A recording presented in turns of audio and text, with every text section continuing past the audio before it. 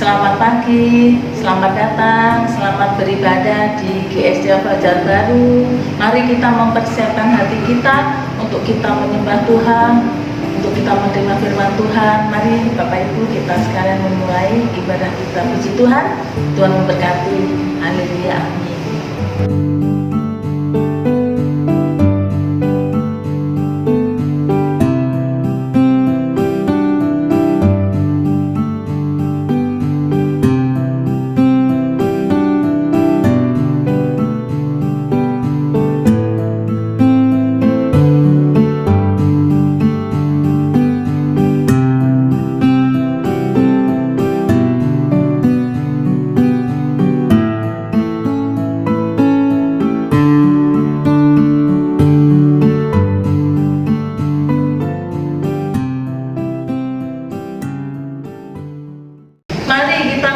Ibadah kita pada pagi hari ini, dan kita mengawali ibadah kita dengan satu pujian. Mari kita akan memuji pujian berjudul Roh Kudus Kau hadir di sini.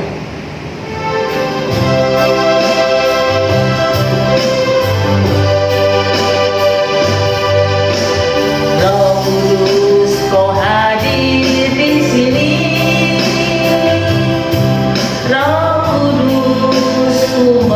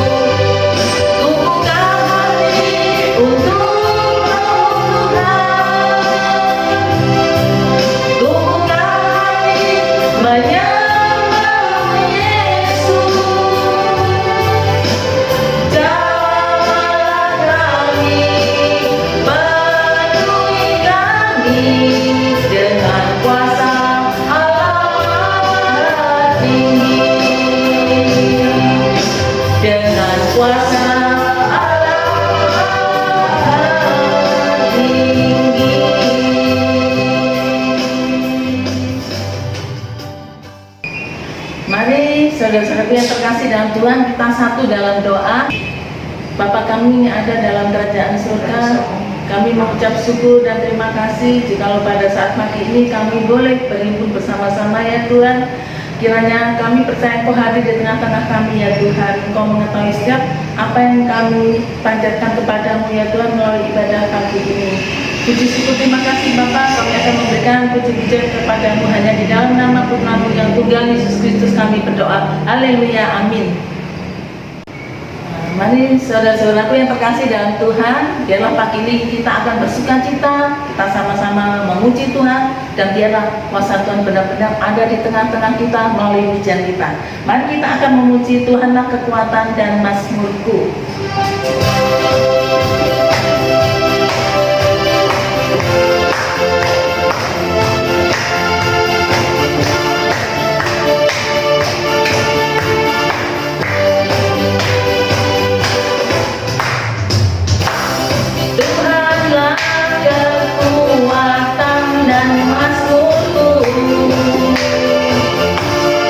Yang gunung batu dan keselamatanku.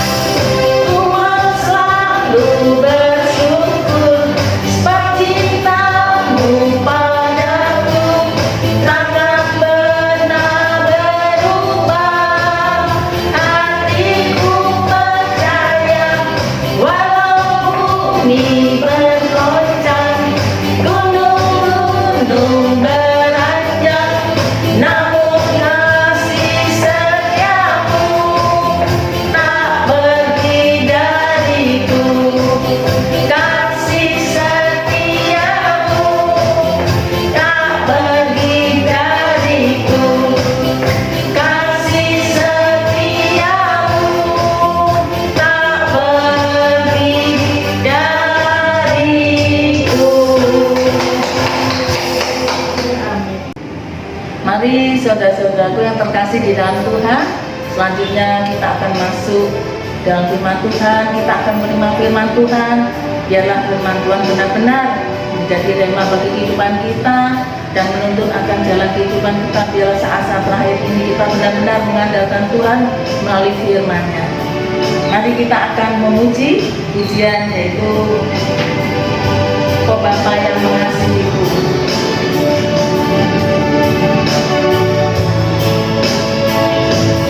Oh Bapa yang mengasihiku, kuasa-Mu memulihkanku, hati yang baru Kau berikan untukku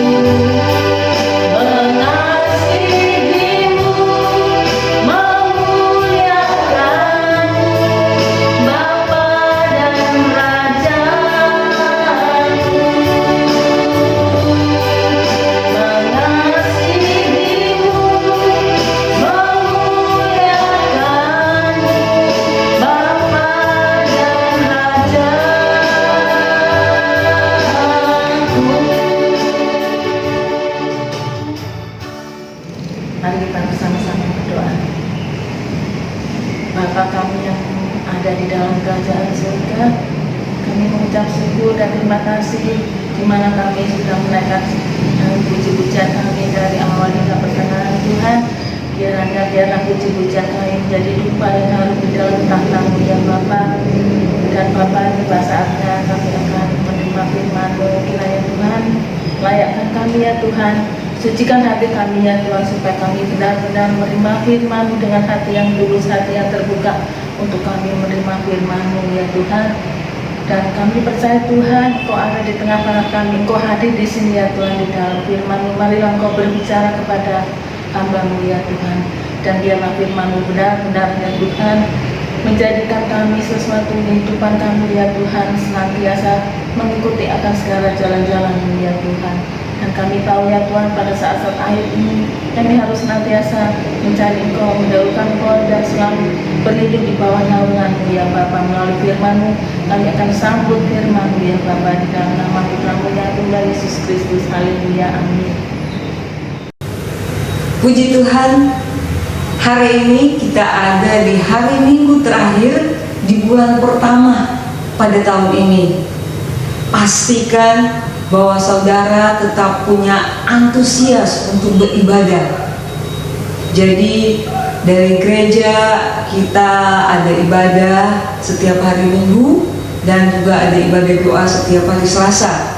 Nah, pastikan saudara mengikutinya dengan sungguh-sungguh ya. Beribadah kepada Tuhan, bukan menonton ibadah ya saudaraku.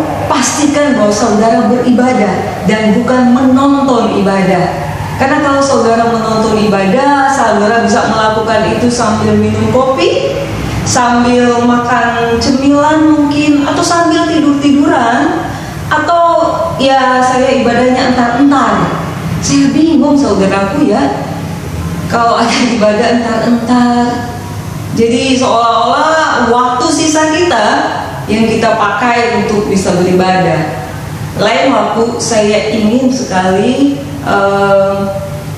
membahas dengan saudara tentang kata ibadah itu, supaya kita punya sikap yang benar memperlakukan ibadah itu. Nah, Bapak Ibu Saudara yang dikasih Tuhan, sepanjang bulan ini kita sudah diajar tentang iman. Jadi saya yakin Bapak Ibu Saudara pun juga sudah belajar banyak tentang iman dan bagaimana hidup di dalam iman.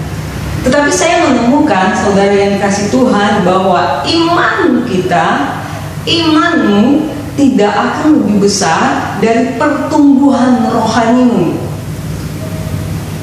Jadi saudara, kita perlu tahu bahwa rohani kita perlu bertumbuh, sehingga dengan demikian juga iman kita akan bertumbuh. Dan pertumbuhan ini tidak terjadi dengan sendirinya. Pertumbuhan ini tidak terjadi secara kebetulan. Saudara bukan semak belukar yang dibiarkan saja dia bakal tumbuh. Bukan rumput liar yang tidak dipelihara dia bakal tumbuh. Tetapi pertumbuhan rohani itu harus disengaja. Memang kita tidak mengejar sesuatu yang sempurna, tetapi paling tidak ada satu usaha dari diri kita untuk mau bertumbuh di dalam kerohanian kita sampai pada kedewasaan penuh. Nah, saudara yang dikasih Tuhan, mari kita belajar dari satu bagian di dalam firman Tuhan, di dalam Kisah Para Rasul 3, ayatnya yang pertama sampai ayatnya yang ke-10. Jadi beberapa waktu kemarin, beberapa hamba Tuhan juga sudah sempat menyinggung tentang pembacaan Alkitab kita pada hari ini, yaitu tentang Petrus menyembuhkan orang lumpuh. Tapi saya mau kita melihat dari sisi yang lain. Dari bagian ini saya akan ambil menjadi satu ilustrasi tentang pertumbuhan rohani. Sehingga judul firman Tuhan pada pagi hari ini adalah 3 fase pertumbuhan rohani yang harus dialami oleh setiap anak Tuhan yang dengan sengaja, dengan satu tindakan, mau mengadakan pertumbuhan secara rohani. Mari kita lihat Fase yang pertama, kita lihat ayatnya yang pertama dan kedua. Pada suatu hari menjelang waktu sembahyang, yaitu pukul 3 petang, naiklah Petrus dan Yohanes ke bait Allah. Di situ ada seorang laki-laki yang lumpuh sejak lahirnya, sehingga ia harus diusung. Tiap-tiap hari orang itu diletakkan dekat pintu gerbang bait Allah yang bernama Gerbang Indah untuk meminta sedekah kepada orang yang masuk ke dalam bait Allah. Jadi ceritanya ada seorang lumpuh yang setiap hari dia harus dibantu oleh orang lain dan diletakkan di pintu gerbang menuju ke bait Allah. Nah, fase pertama di dalam pertumbuhan rohani adalah fase ketergantungan. Kenapa dikatakan demikian? Karena belajar dari kisah ini, orang lumpuh ini dia tidak bisa berjalan, ya, dikatakan di sini bahwa dari sejak lahir dia sudah mengalami kelumpuhan sehingga dia membutuhkan bantuan. Jadi ada ketergantungan kepada orang lain. Nah, orang Kristen yang pertumbuhan rohaninya ini masih ada dalam fase ketergantungan, dia tidak bisa jika tidak ada orang lain. Ya saudara yang kasih Tuhan, jadi perlu selalu untuk dikasih tahu, perlu selalu untuk diingatkan, perlu selalu untuk dibilangin. Ya seperti anak kecil, orang yang ada di fase ini, ya dia belum bisa dimintai tanggung jawab. Karena bagaikan seorang anak kecil yang masih bergantung sepenuhnya kepada orang tua. Dan apabila pada suatu hari kita menuntut dia, ayo kamu keluar sana cari nafkah, ini sesuatu yang tidak mungkin. Jadi orang pada fase ketergantungan ini dia masih benar-benar bergantung kepada orang lain. Nah, secara iman Bapak Ibu Saudara yang dikasihi Tuhan, imannya pun sama, masih bergantung kepada orang lain. Jadi memang mungkin kita pernah dengar, ya tolong bantu doa saya gitu ya. Saya tidak bisa berdoa sendiri, tolong doakan saya. Jadi ada masalah apapun selalu pasti tolong doakan saya. Saya belum bisa berdoa sendiri. Ya jadi imannya pun masih mudah untuk diombang-ambingkan. Saudara yang dikasihi Tuhan, imannya adalah iman rombongan. Ya maksudnya ya dia nggak bisa kalau ada orang lain. Dan orang yang masih ada dalam fase ketergantungan, dia pasti mengalami masa-masa sulit yang seperti saat sekarang ini, di masa pandemi di mana kita harus beribadah di rumah. Dia pasti kesulitan karena dia merasa dia mengalami pertumbuhan ketika ada di dalam ibadah bersama. Jadi ketika saat ini harus beribadah sendiri di rumah, saya yakin dia pasti kesulitan. Dan bahkan mungkin merasa saya nggak bisa ibadah.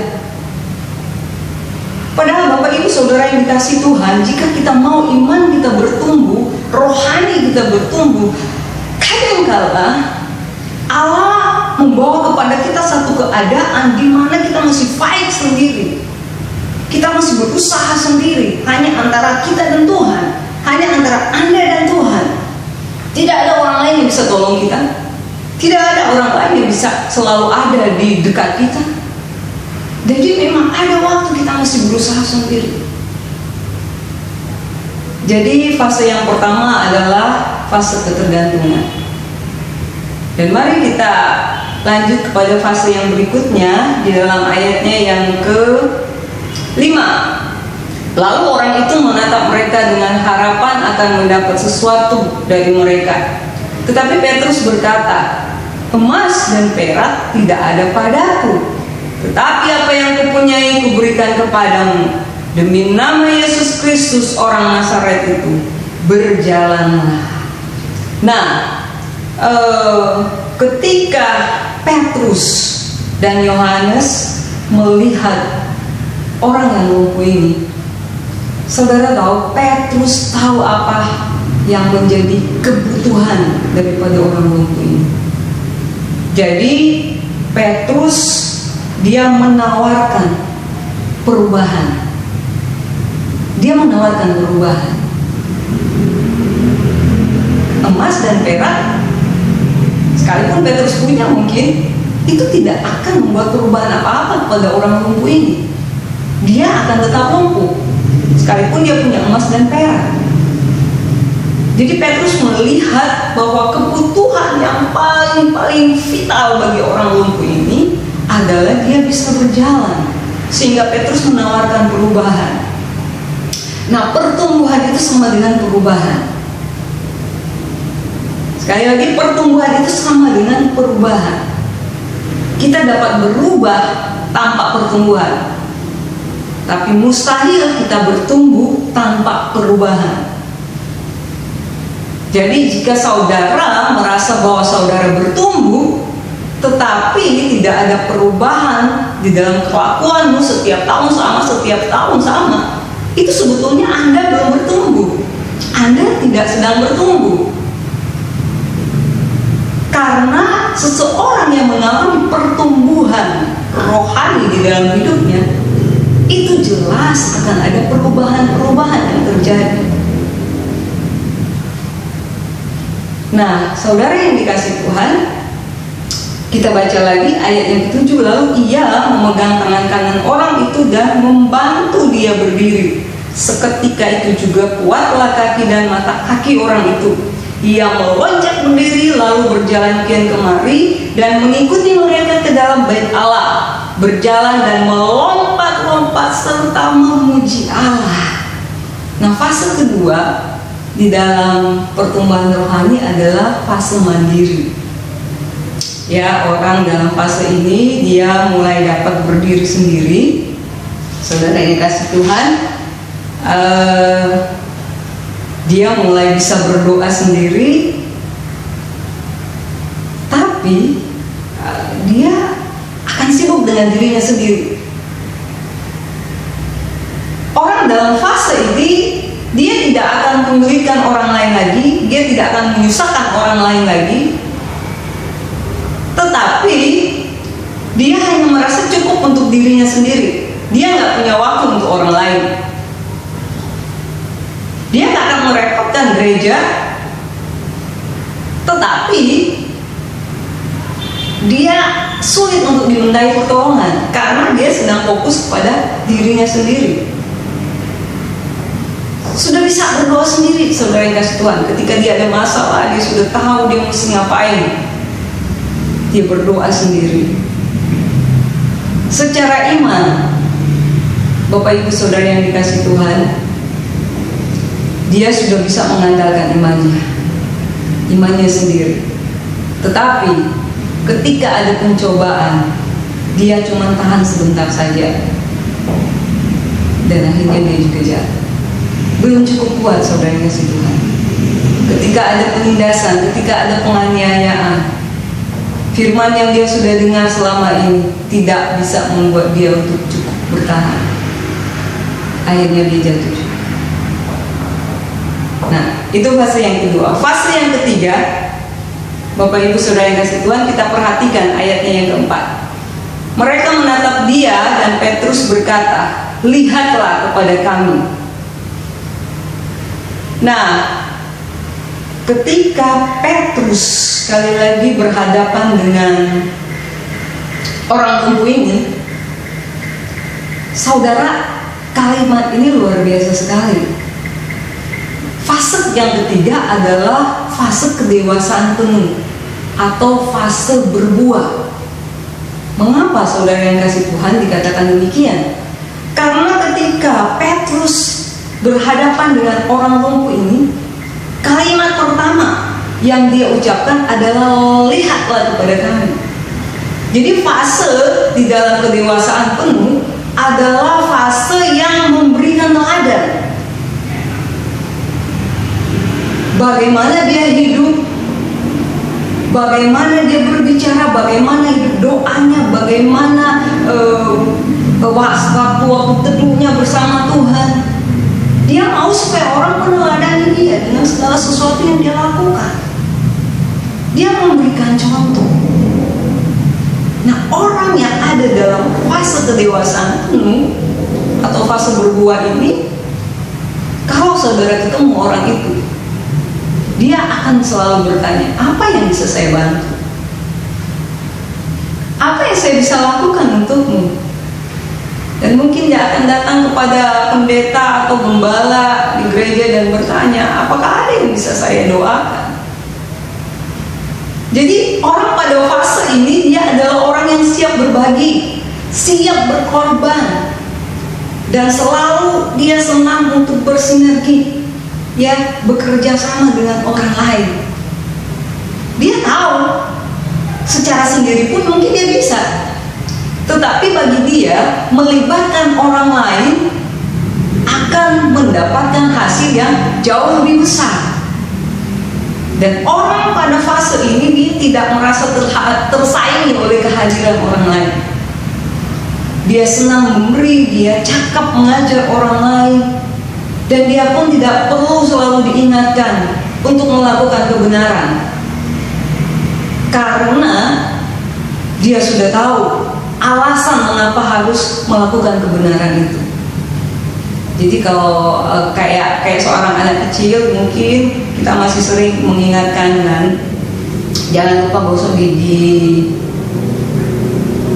Kalau dia nggak lagi, kita bilangin lagi, jangan lupa gosok gigi. Nah, akhirnya dia mungkin melakukan, tapi mungkin di dalam hatinya dia berpikir, ya saya melakukan itu hanya supaya saya nggak diomelin, hanya supaya mama papa saya senang. Tapi sebetulnya kalau orang yang sudah dewasa, pasti mengerti kalau dia nggak gosok gigi, dia pasti akan sakit gigi atau giginya rusak. Jadi orang pada fase kedewasaan penuh, dia nggak perlu diingatkan lagi di dalam melakukan kebenaran, karena dia sudah tahu alasan mengapa dia harus melakukan itu. Bukan untuk kepentingan orang lain, tetapi untuk kepentingan dirinya sendiri. Bukan untuk kepentingan gereja, tetapi untuk kepentingan dirinya sendiri. Secara iman, orang yang ada di dalam fase kedewasaan penuh, mari perhatikan ayatnya yang ke-10. Lalu mereka mengenal dia sebagai orang yang biasanya duduk meminta sedekah di gerbang indah bait Allah, sehingga mereka takjub dan tercengang tentang apa yang telah terjadi padanya. Ayat 11, karena orang itu tetap mengikuti Petrus dan Yohanes, maka seluruh orang banyak yang sangat keheranan itu datang mengerumuni mereka di serambi yang disebut serambi Salomo. Ayat 12, Petrus melihat orang banyak itu lalu berkata, hai orang Israel, mengapa kamu heran tentang kejadian itu? Dan mengapa kamu menatap kami seolah-olah kami membuat orang ini berjalan karena kuasa atau kesalehan kami sendiri? Secara iman, Bapak Ibu Saudara yang dikasihi Tuhan, orang yang ada pada fase kedewasaan penuh, mujizat itu dia alami setiap hari, sehingga dia tidak heran lagi. Contoh ya saudara, ketika mungkin saudara dapat kesempatan jalan-jalan ke Italia, dan ketika sampai di sana, wah saya yakin sekali apapun yang saudara lihat pasti saudara mau foto. Termasuk mungkin ada tiang, ada tulisan selamat datang atau apa gitu, wow kita langsung mejeng foto gitu ya. Oh, pokoknya jadi kayak orang norak gitu saudara. Dan mungkin orang-orang yang ada di sekitar situ, mereka melihat kita jadi kayak aneh, karena bagi mereka itu bukan sesuatu yang menakjubkan lagi, karena mereka udah lihat setiap hari. Jadi saudaraku, orang yang ada di dalam fase kedewasaan penuh, dia yang sudah selama ini komit dengan pertumbuhan rohaninya, dia berjalan bersama Allah, dia hidup bersama Allah, dia mengalami pertumbuhan, sehingga mujizat itu menjadi biasa bagi dia karena dia menyaksikan itu setiap hari. Ya gak heran saudara mujizat setiap hari. Dan tanya orang yang hidup dalam pertumbuhan dan mengalami kedewasaan penuh yang akan bisa menyaksikan itu. Di sisi yang lain, saudara yang dikasihi Tuhan, kalau kita melihat di dalam Ibrani pasal 11, mulai ayatnya yang ke-36 sampai ayatnya yang ke-37, di sana kita akan menemukan bahwa tidak sedikit hamba-hamba Tuhan yang rela untuk mati bagi Yesus. Bukan karena mereka tidak beriman bahwa Tuhan tidak bisa melepaskan mereka, tetapi iman yang ada di dalam fase kedewasaan penuh bukan hanya iman yang bisa melihat mujizat setiap hari, tetapi di sisi lain adalah iman yang sanggup bertahan dalam penderitaan yang seberat apapun, termasuk kehilangan nyawa karena Tuhan. Ada yang digergaji, ada yang dipenjarakan, ada yang dibunuh, mereka disiksa dan sangat-sangat menderita. Mereka mau melakukan itu untuk Tuhan. Jadi iman di dalam mereka adalah iman yang sanggup menanggung semuanya. Jadi ada iman yang kuat yang ada di dalam orang-orang yang sudah mengalami pertumbuhan rohani secara dewasa. Dan mereka paham bahwa jika Allah dipermuliakan dengan melepaskan mereka dari segala bentuk penderitaan mereka, Allah akan melakukan itu. Tetapi jika Allah tetap dipermuliakan dengan tidak melepaskan mereka dari segala masalah mereka itu, mereka tahu Allah tetap akan melakukan. Tetapi mereka dengan imannya tetap memuji Allah, tetap setia kepada Tuhan, tetap on fire, tetap mengasihi Tuhan, tidak berkurang sedikit pun. Dan mereka tetap setia di dalam melayani Tuhan, sekalipun mereka harus menyerahkan nyawanya. Iman yang kuat yang bisa menanggung penderitaan seberat apapun. Bapak Ibu Saudara yang kasih Tuhan, inilah 3 fase pertumbuhan rohani yang seharusnya terjadi bagi orang yang rindu dan mau sungguh-sungguh mengalami pertumbuhan secara rohani. Yang pertama ada fase ketergantungan, yang kedua ada fase mandiri, yang ketiga adalah fase kedewasaan penuh. Saya yakin Bapak Ibu Saudara yang paling tahu Bapak Ibu ada di fase yang mana. Tetapi biarlah kita tetap punya satu kerinduan untuk lagi dan lagi sampai kita mencapai kedewasaan itu. Mari kita akan mengakhiri firman Tuhan ini dengan berdoa bersama-sama. Mari kita satu dalam doa. Tuhan Yesus, ini kami di hadapan Engkau. Kami membawa hidup kami ya Tuhan. Kami menyadari betapa pentingnya kami harus bertumbuh secara rohani, sehingga kami pun dapat memiliki iman yang sanggup mengalahkan keadaan yang seberat apapun. Mari tolong kami Tuhan, karena kami mau mengalami itu. Kami mau melihat mujizat setiap hari, tetapi kami pun mau punya iman yang sanggup menanggung segala masalah yang seberat apapun itu. Terima kasih banyak Tuhan. Berkati setiap jemaat, berkati setiap siapapun yang ikut di dalam ibadah pada pagi hari ini. Engkau yang paling tahu siapa mereka ya Tuhan. Dan hamba-Mu percaya Engkau pun yang paling tahu bagaimana membawa mereka untuk mau belajar bertumbuh secara rohani. Terima kasih banyak Tuhan. Kami mengucap syukur kepadamu karena kami percaya kami sudah diberkati oleh-Mu. Di dalam nama Yesus kami berdoa. Haleluya. Amin. Puji Tuhan. Firman Tuhan sudah selesai. Tuhan Yesus memberkati.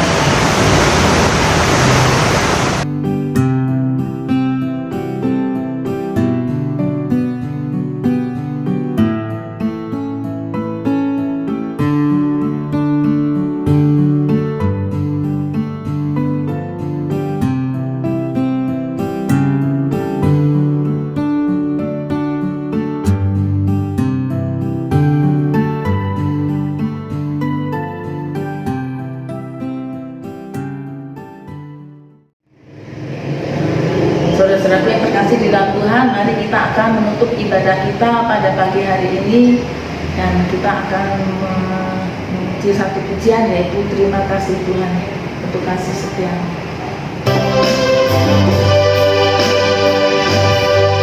Terima kasih Tuhan untuk kasih setiamu yang ku alami dalam hidupku.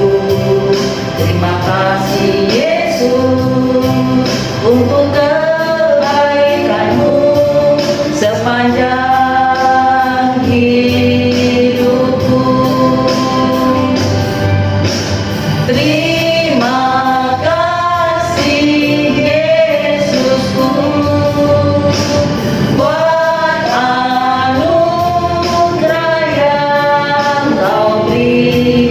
Sebab hari ini Tuhan adakan syukur bagiku.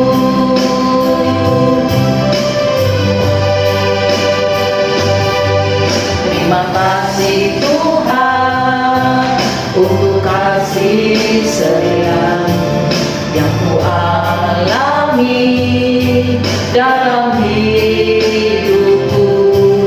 Terima kasih Yesus untuk kebaikanmu sepanjang hidupku.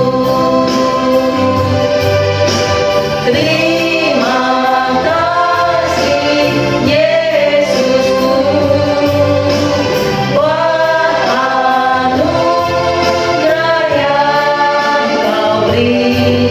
Sebab hari ini Tuhan adakan syukur bagiku. Sebab hari ini Tuhan adakan syukur bagimu. Syukur bagiku.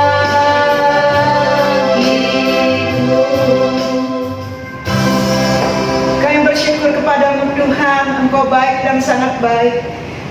Kebaikan Tuhan begitu luar biasa sudah kami terima bersama-sama. Melalui ibadah ini Tuhan, Kau sudah memberkati umat-Mu, jemaat Tuhan yang mengikuti ibadah ini. Kami percaya bahwa Tuhan sudah menyentuh hati mereka dengan kebenaran-kebenaran daripada firman Allah, dan juga Tuhan sudah memberkati melalui pujian penyembahan kami. Namun kami percaya Tuhan bahwa Tuhan selalu memberkati kami. Berkat Tuhan tidak akan pernah lari dari hidup kami, karena berkat itu selalu datang bagi kami ketika kami mau menyerahkan hidup kami, membuka hati kami lebar-lebar untuk diberkati oleh Tuhan. Terpujilah nama Tuhan. Tuhan Yesus, kami berdoa di ujung daripada ibadah kami ini, kami mohon terus memberkati umat-Mu, jemaat Tuhan yang ada di rumah, yang bekerja. Tuhan berkati, bahkan Tuhan yang saat ini mungkin mereka sedang dalam pergumulan, kami mohon Tuhan menyertai mereka, berikan mereka kemenangan. Yang sakit disembuhkan oleh Tuhan, yang lemah dikuatkan oleh Tuhan, yang belum mendapat pekerjaan, yang sedang mencari pekerjaan, kiranya Tuhan membuka jalan buat anak-anak yang masih sekolah. Tuhan Yesus tolong mereka supaya mereka juga dapat mengikuti pelajaran-pelajaran dengan baik meskipun secara online. Kami percaya Tuhan, nikmat Tuhan menyertai umat-Mu, anak-anak Tuhan yang sedang belajar. Terpujilah nama Tuhan. Ya Tuhan, kami tetap bersyukur kepadamu karena kami boleh mengangkat doa kami saat ini untuk berdoa bagi bangsa dan negara kami. Tuhan tolong setiap masalah yang ada di dalam negeri ini, kami mohon campur tangan daripada Tuhan. Untuk virus pandemi ini Tuhan, atau corona ini Tuhan, kami mohon kiranya Tuhan sendiri akan menolong untuk mengatasi semua masalah ini, supaya kiranya Tuhan berkenan untuk melewatkan dengan segera, supaya kami tetap dapat Tuhan menikmati berkat Tuhan, baik melalui pekerjaan atau usaha kami, sebagaimana kami biasa melakukannya sebelum pandemi ini. Tuhan, terima kasih Bapa. Kami percaya bahwa campur tangan Tuhan dan kuasa Tuhan akan menyelesaikan semuanya ini dengan baik dan tepat pada waktunya. Terima kasih Bapa. Izinkan kami terus Tuhan untuk tetap beriman di masa pandemi ini, bahwa penyertaan Tuhan selalu ada bagi kami. Terpujilah nama Tuhan. Terima kasih Bapak buat goncangan-goncangan yang ada di Indonesia ini Tuhan. Ada gempa dan juga ada musibah-musibah yang lain. Tuhan, kiranya mereka yang mengalami, Tuhan tolong mereka tetap kuat dan tetap berharap kepada Tuhan. Dalam nama Tuhan Yesus, pujilah nama Tuhan. Saudara yang diberkati oleh Tuhan, sekarang angkatlah kedua tanganmu dan terimalah berkat Tuhan. Kiranya kekuatan yang daripada Allah, kasih karunia daripada Bapa di surga, cinta kasih daripada Tuhan Yesus menyertai saudara, dan Roh Kudus akan terus menuntun kehidupanmu untuk melakukan kebenaran-kebenaran firman Allah yang sudah engkau dengar bersama-sama pada saat ini. Di dalam nama Tuhan Yesus, pulanglah dengan damai sejahtera daripada Allah Bapa di surga, cinta kasih daripada Tuhan Yesus menyertai saudara. Bersama-sama kita katakan amin. Naikkan pujian, kami memuji kebesaran-Mu.